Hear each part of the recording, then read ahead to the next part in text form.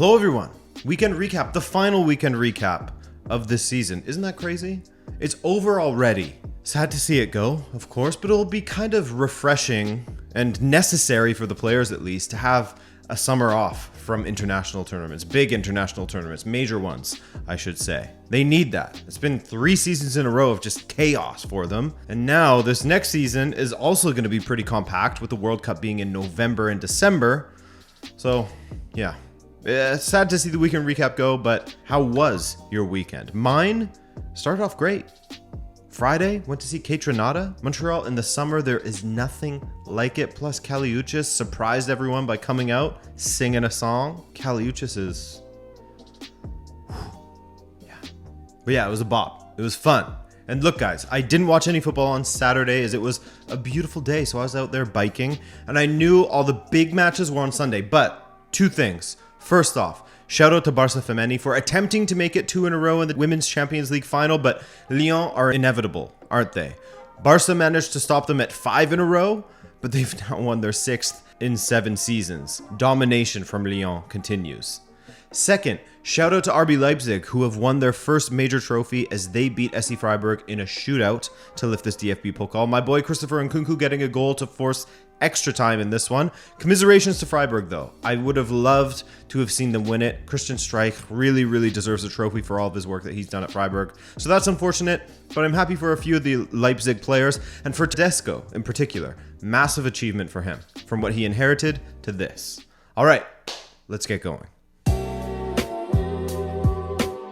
Manchester City have done it. Manchester City were crowned Premier League champions in yet another dramatic fashion. It wasn't quite at the 93-20, though you could argue for that. But my God, what a comeback against Aston Villa. Yes, of course, City winning at home against Aston Villa was always the expected outcome in this match. But to do it in this fashion, with this kind of pressure, knowing that Liverpool were surging against Wolves at Anfield, I mean, wow. Wow. After going 2-0 down at home with goals from Matty Cash and Coutinho for Gerrard's Villa, City absolutely stormed back in those minutes from 75 to 80, in which they scored 3 goals, 2 from Gundogan, 1 from Rodri.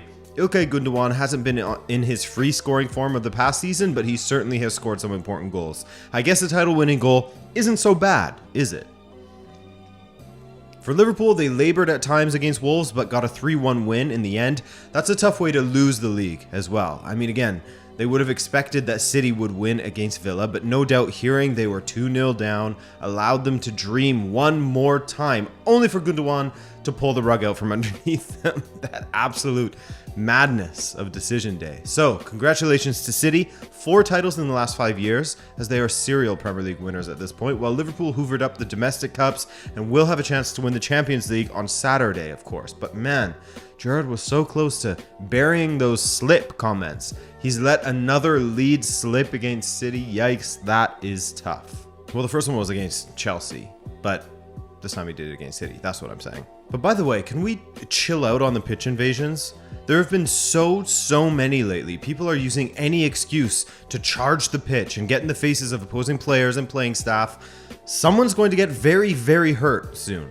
And I'm sure you guys saw the images of Olsen trying to get off of the pitch and, getting a few light slaps all around the head on his way out. It's not so much the extent of the slaps, it's that they're even happening in the first place. No player should have to put up with that when they're just doing their job and trying to get off of the pitch. It's so stupid. And I know there are many who say, well, you must be anti-fun if you don't like pitch invasions. Nah, I think a pitch invasion is fine when appropriate and when the opposing team is left completely alone. If this happens when City beat Villa and Villa players are harassed, not a threat to City at all, not a rival, just the final team they played, then what's going to happen in a heated cup final? Everyone just runs on the pitch and harasses the losing team, assaults them. It will continue to happen if there are no punishments dished out. Simple as that. And if it continues, then you can look forward to, being in cages like in South America or like it used to be in England and in certain Italian stadiums now. Honestly, if you're running on the pitch to assault and goad opposition coaching staff and players, then get professional help for the severe brain rot you clearly suffer from, you absolute loser. But if they put cages, there's going to be huge uproar because of Hillsborough, etc. So what do? Fine teams? Dock points? I don't know. Okay, anyways, back to our happy place and away from those brainless, smooth-brained people, I should say. Smooth as a bowling ball. Of course, there were other such things to sort out, such as 4th place between Arsenal and Tottenham. For their part, Arsenal destroyed Everton at the Emirates to give Frank Lampard a spanked bottom to close out this season.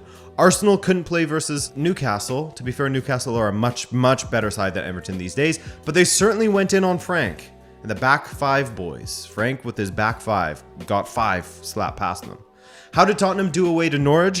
One of the Premier League's in-form teams versus the bona fide worst team in the league? Of course, they smashed them 5-0 with Kulusevski and Son getting braces. Kane with the other one. By the way, that means that Son finished level on goals with Salah on 23. Great achievement there. And so with Spurs winning, they will be in the Champions League next season.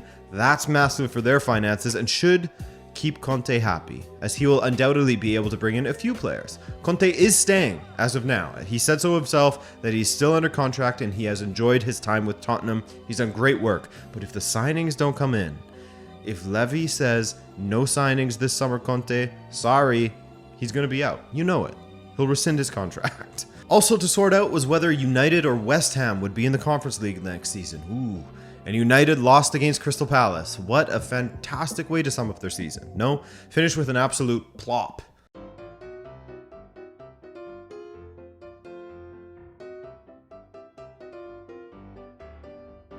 That meant that they were at the mercy of West Ham's result away to Brighton in order to decide who was playing where. And Brighton did Manchester United a massive favor by defeating West Ham 3-1. Nice little comeback from a goal down. We'll go over the table a little bit later. We have more things to talk about because at the opposite end of the table, either Burnley or Leeds were coming out on the other side alive. And I actually believe that Burnley would, down to their superior defense. I thought they would nick a draw away to Newcastle or something, but a draw wouldn't have been enough. Why?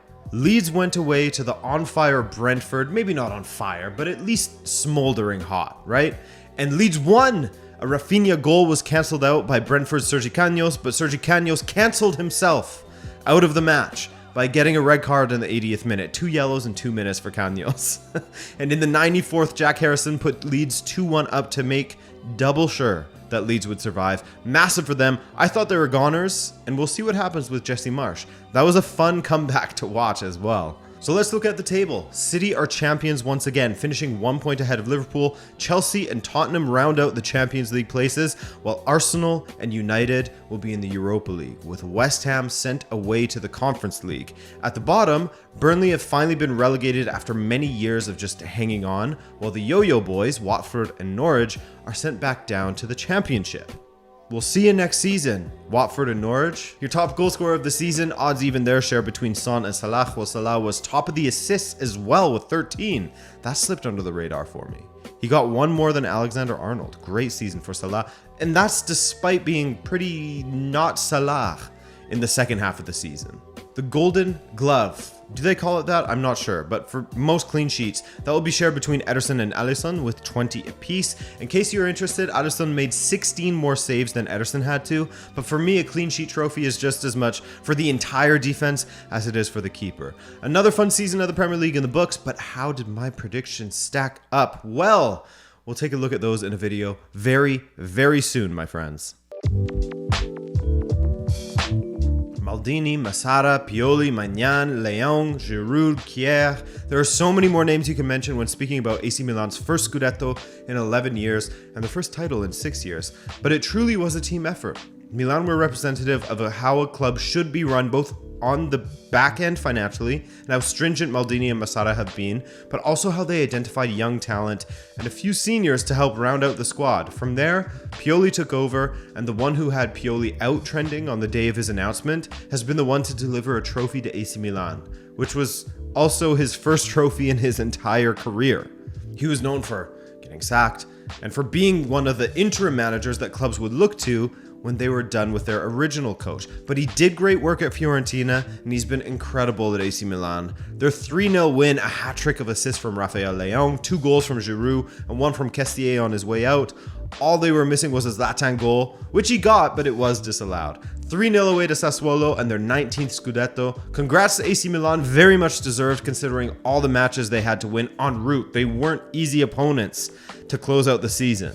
And credit to Inter, who did their part by beating Sampdoria 3-0 at the San Siro. A brace for Mr. Barbecue, aka Joaquin Correa, in the second half, while Ivan Perisic continued his glittering form with a goal as well. Çalhanoğlu, by the way, he got another assist to take him up to 12 on the season, which is not bad at all, is it? What else did we see? Well, on Friday, AS Roma closed out their season, their Serie A season that is, with a 3-0 win away to Torino, which is quite the result given how well Torino played in the latter half of the season. Tammy Abraham with a brace as he finished with 17 goals in his first Serie A campaign. That's a fantastic return for the 24-year-old and is also the record for an Englishman in Italy. Roma finished 1 point behind Lazio in a Europa League place, and Roma, of course, have the Conference League final on Wednesday, so good luck to them. Atalanta lost 1-0 at home against Empoli. That's a good way to sum up this Atalanta season, as it was a massive drop in quality, but it was a massive increase in quality for Fiorentina under Italiano, and that's after losing Vlahovic as well to their opponents this weekend, Juventus. Fiorentina's 2-0 victory ensured that they will be in the Conference League next season. Some great sides in the Conference League next season. I'm really looking forward to it.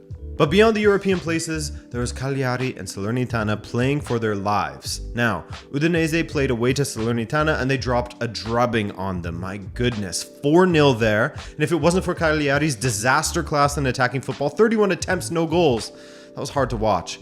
Then Salernitana would have been sent down and the Macwell jinx would have been incredibly epic. Max, I mean, you were playing with fire with that title, man. Oof, that was close. So, Cagliari are sent down alongside Venezia and Genoa. May they bounce back stronger. Best of luck to them, except Cagliari.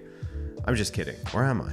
At the top, AC Milan, Inter, Napoli, and Juve will play in the Champions League, while the Roman clubs are in the Europa League. Fiorentina in the Conference League. The top scorer of the Serie A was Ciro with 27 goals. Not bad. Where did those goals come from?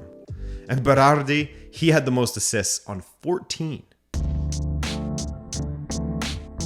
La Liga, as mentioned last week, didn't really have anything to sort out except for who is going to be in the Conference League between Villarreal and Athletic Club, and who is getting relegated. So let's start with the relegation battle, shall we?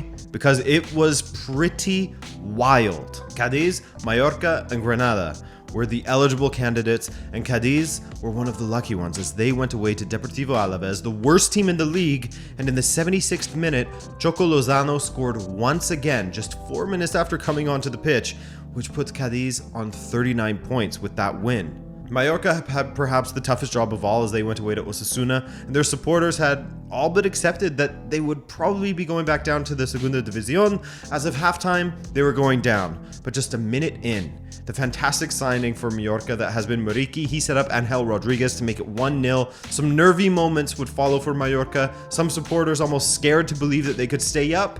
That is until the 83rd minute when Clément Grenier doubled Mallorca's lead. Now, of course, their fate wasn't completely sealed. It wasn't completely in their own hands, as one of either Mallorca or Cadiz would be relegated should Granada get a victory over Espanyol, who sat in 14th.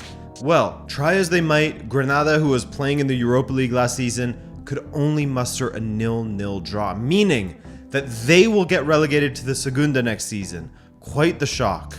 A horrible season for them, definitely unexpected. I did not have Granada going down. It's shocking. I mean, I feel like they'll bounce back, but they're playing in Europa League as of last season. As for the rest, these La Liga matches kick off super late, so Editor Adrian will take care of that for you.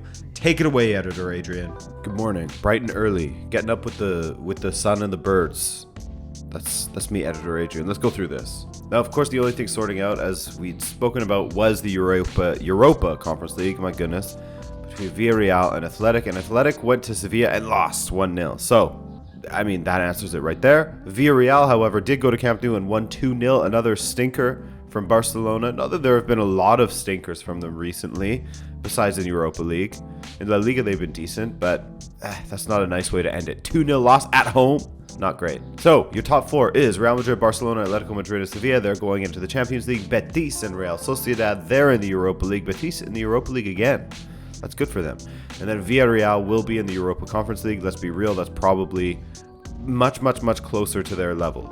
Emery can kind of paper over the cracks in some ways, but Conference League or Europa League, that's where they should be. Let's be real. And then at the bottom, you have Granada, Levante, and Alaves all going down to the Segunda. And then, when it comes to player performance, top assist maker, Ousmane Dembele, man, that boy turned it up after that January fiasco, we'll call it, where Alemany said, yeah, this guy's got to go. It would be better for everyone if he just leaves. And then, of course, for goals, Benzema finished in second for assists, by the way. For goals, Benzema, the runaway leader, 27 goals to Iago Aspas' 18.